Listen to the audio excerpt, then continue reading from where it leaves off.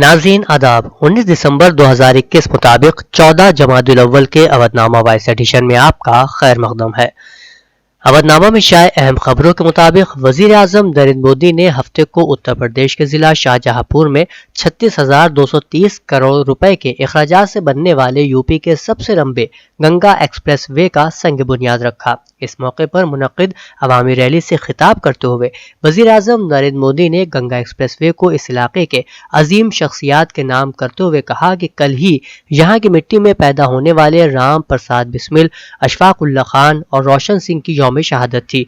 ये हमारे लिए तारीखी मौका है जब हम गंगा एक्सप्रेसवे का संग बुनियाद रख रहे हैं। मीडिया रिपोर्ट के मुताबिक हफ्ते की सुबह एसपी के सरबराह अखिलेश यादव के करीबी लीडरों के घरों पर छापे मारे गए। एक न्यूज पोर्टल ने इत्तला दी कि महकमा इनकम टैक्स ने लखनऊ के जिनेंद्र यादव, मैनपुरी के मनोज यादव और समाजवादी पार्टी के तर्जुमान राजीव राय के घरों पर हफ्ते की सुबह मऊ में छापा मारा। जहां जहां महकमे की टीमें कार्रवाई कर रही हैं, उन घरों को सिक्योरिटी फोर्सेज ने अपने हिसार में ले रखा है और किसी को भी अंदर जाने की इजाजत नहीं दी जा रही है। बता दें कि इंतखाबात से कबल बंगाल, महाराष्ट्र और कर्नाटक में भी छापे मारे गए थे। ताहम सियासी तज्जियाकारों का कहना है कि इंतखाबात से कबल सियासी जमातों के रहनुमाओं के घरों और ठिकानों पर मरकजी तफ्तीशी एजेंसियों के छापे कोई नई बात नहीं है। इस कार्रवाई पर अखिलेश यादव ने रद्द-ए-अमल देते हुए कहा कि अभी तो आईटी आया है, अभी ईडी, सीबीआई का उत्तर प्रदेश आना बाकी है। आप लोग देखते जाइए कि कौन कौन लोग दिल्ली से भेजे जाते हैं। उन्होंने कहा कि इंतखाबात में हार सामने देखकर बीजेपी परेशान है। वो चाहे जो कर ले, इस मर्तबा रियासत में उनकी हुकूमत नहीं बनने वाली। सिखों के सबसे बड़े इबादतगाह गोल्डन टेम्पल में आज एक नौजवान का पीट कर कत्ल कर दिया गया। उत्तर प्रदेश के रहने वाले इस नौजवान ने गोल्डन टेम्पल में गुरु ग्रंथ साहब की तौहीन करने की कोशिश की और वहां रखा कृपान उठा लिया था। इसके बाद लोगों ने उसे पकड़ लिया और जबरदस्त पिटाई कर दी। इस वाक़े के बाद गोल्डन टेम्पल में माहौल गर्म हो गया है। मुश्तइल भीड़ ने शिरोमणि गुरुद्वारा प्रबंधक कमेटी के दफ्तर के बाहर धरना शुरू कर दिया है।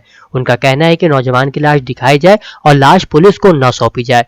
अमृतसर के डीएसपी परमिंदर सिंह भंडाल ने बताया कि नौजवान की लाश सिविल अस्पताल भेज दी गई है। हिंदुस्तान में अब जल्दी कोरोना की तीसरी लहर से मुतालिक पेशीन गोई कर दी गई है। कौमी कोविड-19 सुपर मॉडल कमेटी का कहना है कि मुल्क में इस वक्त रोजाना तकरीबन 7500 नए केसेस सामने आ रहे हैं, लेकिन ये नंबर ओमिक्रॉन की वजह से बहुत जल्द बढ़ सकता है।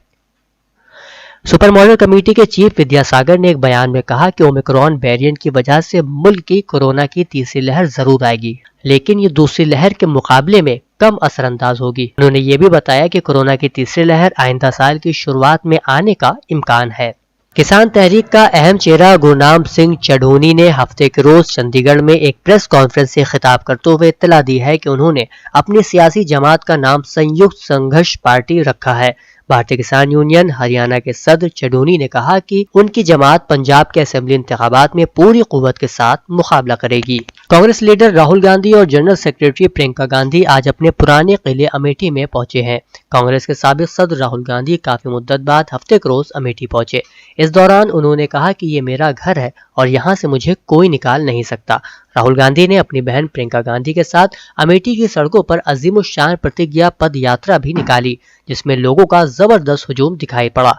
राहुल गांधी की आमद से अमेठी के कांग्रेस कारकुनान भी पुरजोश नजर आए। अवधनामा में शाये जिले की खबरों के मुताबिक संभल में जिला अफसर महकमा अक़लियती फलाह बहबूद के हुक्म के मुताबिक यौम अक़लियती हुकूक के मौके पर एक तकरीब का इनेकाद मदरसा सिराजुल उलूम हिलाली सराय में किया गया, जिसमें जिला संभल के इमदाद याफ्ता मदरसों के मुदर्रिसीन और मुलाजिमीन ने हिस्सा लिया। प्रोग्राम में दीनी व तहजीबी प्रोग्राम पेश किए गए। खासतौर से मदरसा सिराजुल उलूम के प्रिंसिपल मौलाना मोहम्मद मियाँ कासमी, मदरसा ज़ियाउल उलूम के प्रिंसिपल कारी राशिद और मदरसा हामिदिया अशरफिया के प्रिंसिपल मौलाना नूर आलम ने मुदर्रिसीन की तनख्वाहों के न मिलने पर अफसोस का इजहार करते हुए कहा कि जिला संभल दफ्तर में असिस्टेंट की तकर्रुरी न होने की वजह से कई बार दुश्वारियों का सामना करना पड़ता है। इसलिए मुतालबा किया गया कि जल्द अज जल्द असिस्टेंट का तकर्रुर किया जाए। प्रोग्राम में मुंतजिमीन की जानिब से सरकारी स्कीमों के बारे में बताया गया और नई स्कीमें भी सामने रखी गईं।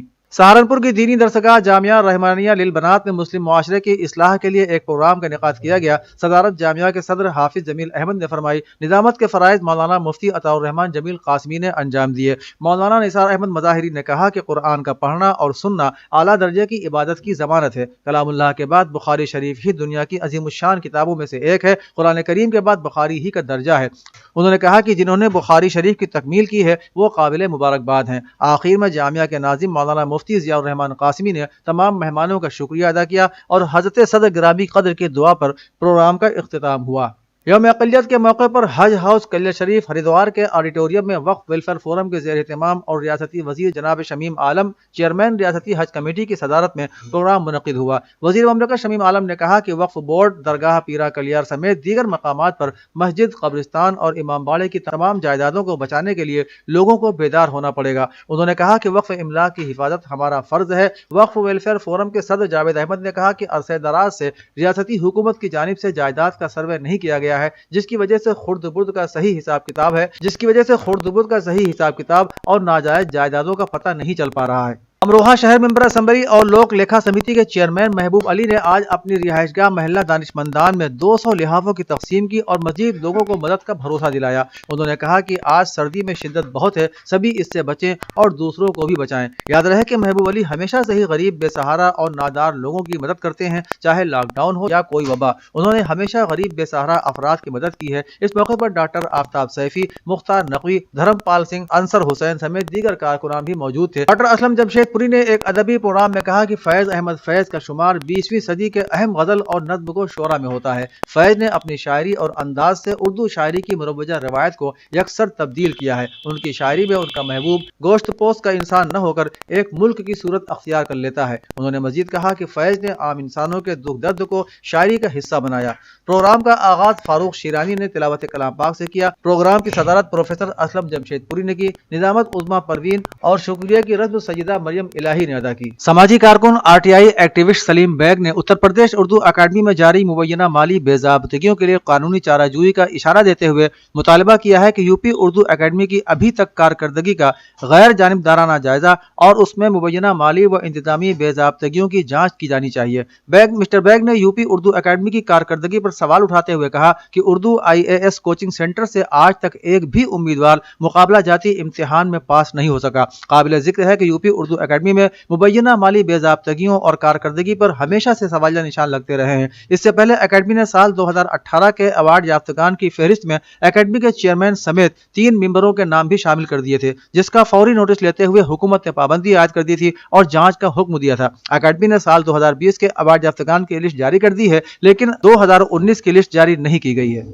قدیم شبیہ نجف نواز گنج لکھنؤ میں ہر سال کی طرح اس سال بھی جشن زین العابدین 19 دسمبر بروز اتوار شب میں 7 بجے سے 10:30 بجے تک منعقد ہوگا۔ منیر عالم منیر لکھنوی نے بتایا کہ اتوار کی شب میں 7 بجے جشن کا آغاز قاری حسن عباس تلاوت کلام پاک سے کریں گے، بعدہ عارف عباس حدیث قصہ کی تلاوت کریں گے اور پیش خوانی ہوگی۔ مولانا مرزا محمد اعجاز عباس فضائل مولا زین العابدین بیان فرمائیں گے۔ بعد خطابت لکھنؤ کے مشاہیر شعراء کرام منظوم نذران عقیدت پیش فرمائیں گے۔ نظامت کے فرائض افسر دبیری انجام دیں گے۔ 10:30 بجے جشن کا اختتام ہوگا۔ اس موقع پر جشن نظر مولا کا بھی اہتمام کیا گیا ہے۔ ڈاکٹر APJ عبدالکلام ٹرسٹ کے زیر اہتمام ایک پروگرام کا انعقاد ٹرسٹ کے آفس وکرمادتیہ مارگ لکھنؤ میں عالمی یوم اقلیت کے موضوع پر منعقد ہوا۔ اس موقع پر مقررین نے کہا کہ اقوام متحدہ نے 18 دسمبر 1992 کو ایک قرارداد پاس کر کے آج کے دن یوم اقلیت منانے کا اعلان کیا تھا، اور اس قرارداد میں اقوام متحدہ نے واضح طور پر پوری دنیا کی حکومتوں پر زور دیا ہے کہ ہر ملک میں جو بھی مذہبی یا لسانی اقلیتیں رہتی ہیں ان کے مذہبی اور لسانی اور روایتی حقوق کے تحفظ کو ہر ملک کو یقینی بنانا چاہیے۔ اس سلسلے میں اقلیتوں کے ساتھ پورے طریقے سے حق اور انصاف کے ساتھ بنیادی حقوق انسانی کے تحفظ کو بھی یقینی بنایا جائے۔ اس موقع پر پروفیسر عتیق احمد فاروقی کی کتاب رنگہائے چمن کا اجرا بھی عمل میں آیا۔ یوم اقلیت کے موقع پر مدرسہ شیخ العالم صابریہ چشتیہ حق پلازہ ابرار نگر لکھنؤ میں بھی ایک پروگرام کا انعقاد ہوا، جس کی صدارت شعیب عالم صدیقی منیجر ادارہ نے کی۔ طلباء نے ثقافتی پروگرام پیش کیے۔ پروگرام سے خطاب کرتے ہوئے مولانا اشتیاق احمد قادری نے کہا کہ اقلیتوں کے حقوق کے تحفظ کی ذمہ داری حکومت کے بنیادی فرائض میں شامل ہے۔ ملک کے آئین میں اقلیتوں کو جو حقوق دیے گئے ہیں ان میں یہ بات بھی شامل ہے کہ اقلیتی فرقے کو اپنے مذہبی عقائد کے مطابق تعلیمی ادارے قائم کرنے اور ان کے انتظامات اپنی نگرانی میں چلانے کے اختیارات دیے گئے ہیں۔ اگر کوئی حکومت اپنے آئینی فرائض کو ادا نہیں کر رہی ہے تو وہ اقلیتوں کے حقوق کی پامالی کا ارتکاب کر رہی ہے۔ یوم اقلیت کے موقع پر ایک کانفرنس بعنوان آئین ہند میں اقلیتوں کے حقوق مائنارٹی ڈیولپمنٹ فورم کے زیر اہتمام مولانا علی میاں حال ممتاز کالج لکھنؤ میں ہوئی، جس کی صدارت ڈاکٹر سلطان شاکر ہاشمی نے کی اور مہمان خصوصی کی حیثیت سے اشوکا یونیورسٹی میں اسسٹنٹ پروفیسر علی خان محمود آباد نے شرکت کی۔ خصوصی مقررین کے طور پر Saud Rais advocate high court, Harpal Singh Jaggi صدر Gurdwara Cantt, doctor Donald D'Souza chancellor Christian missionary اور کانفرنس کے کنوینر مولانا سفیان نظامی صدر مائنارٹی ڈیولپمنٹ فورم شریک ہوئے۔ ندامت ایڈوکیٹ محمد اسلم ندوی نے کی۔ کانفرنس کا آغاز قاری عبد القادر ندوی کی تلاوت سے ہوا۔ اس موقع پر فورم کی جانب سے مہمانوں کو ان کی خدمات کے لیے توصیفی سند سے بھی نوازا گیا۔ اودنامہ کے جہانما صفحے پر شائع رپورٹ کے مطابق اقوام متحدہ میں تعینات ایرانی مشن کی خاتون نائب سربراہ اور سفیر ڈاکٹر زہرا ارشادی نے اقوام متحدہ کی جنرل اسمبلی میں انسانی حقوق سے متعلق ایران مخالف قرارداد کی منظوری کے رد عمل میں کہا ہے کہ متعصب اور غیر تعمیری قرارداد منظور کرنے والوں کو، جو کہ نسل پرستی اور قبضے کے اصل حامی ہیں، دوسروں کو انسانی حقوق کا احترام کرنے کا مشورہ نہ دیں۔ ڈاکٹر ارشادی نے کہا کہ قرارداد کے مسودے کے بڑے حامیوں کی فہرست جیسے کینیڈا، امریکہ، صہیونی کے بچوں کو مارنے والی حکومت اور کچھ مغربی ممالک کا جائزہ لینے سے یہ حقیقت سامنے آتی ہے کہ نسل پرستی، قبضے اور مظالم کے اصل حامی انسانی حقوق سے متعلق دوسروں کو واچ دینے کے لیے اکٹھا ہو گئے ہیں۔ امریکی سینیٹ نے ایک دفاعی بل منظور کیا ہے جس میں افغان جنگ کی جانچ پڑتال اور پاکستان سمیت خطے میں دہشت گردی سے نپٹنے کے لیے اختیارات سے متعلق تحقیقات کے لیے ایک آزاد کمیشن قائم کرنے کا مطالبہ کیا گیا ہے۔ رپورٹ کے مطابق بل میں تجویز دی گئی ہے کہ 16 اراکین پر مشتمل کمیشن افغانستان کی جنگ کی تحقیقات کے حوالے سے 3 سال کے اندر اپنی رپورٹ پیش کرے گا اور اراکین کا انتخاب مساوی بنیاد پر ریپبلکن اور ڈیموکریٹک قانون ساز کریں گے۔ پاکستان میں کراچی کے علاقے شیرشاہ کے پراچا چوک پر نجی بینک کی عمارت میں ہونے والے دھماکے کے نتیجے میں Pakistan Tehreek Insaf P T I کے رکن قومی اسمبلی عالمگیر خان کے والد سمیت 14 افراد جاں بحق اور 1 درجن سے زائد زخمی ہو گئے ہیں۔ دھماکے کی شدت اس قدر زیادہ تھی کہ عمارت کے پلرز اکھڑ گئے اور بینک کی عمارت تقریباً مکمل تباہ ہو گئی۔ زوردار دھماکے سے قریبی واقع پیٹرول پمپ کے علاوہ متعدد گاڑیوں اور موٹر سائیکلوں کو بھی نقصان پہنچا ہے۔ ترجمان کراچی پولیس کے مطابق نالے پر قائم نجی بینک میں دھماکہ گیس لیکیج سے ہوا۔